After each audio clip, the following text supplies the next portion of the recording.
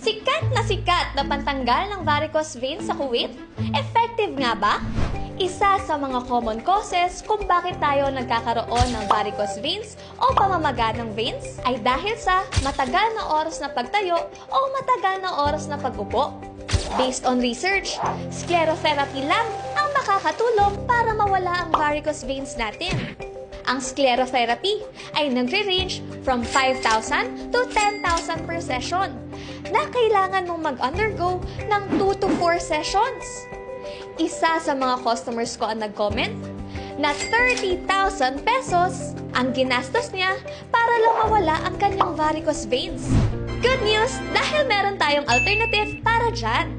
Ang BTY Overnight Mask at BTY Instaglow ay merong Centella asiatica, hydrolyzed collagen, and niacinamide na nakakatulong para mawala ang varicose veins natin. Kadalasan, ang varicose veins ay nakikita sa bandang legs o paan natin.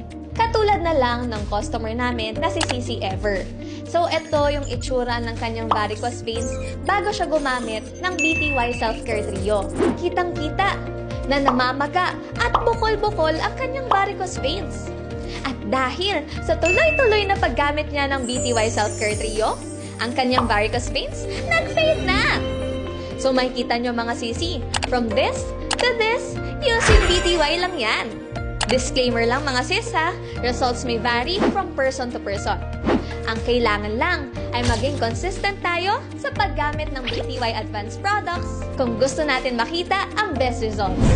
At kung gusto mo pang makakita ng iba pang feedback, i-follow mo lang ako dito at sumali ka sa ating group na BTY Support Group. At kung gusto mo naman itry ang ating mga products, available siya worldwide. Mag-comment ka lang sa video ko para ma-assist kita.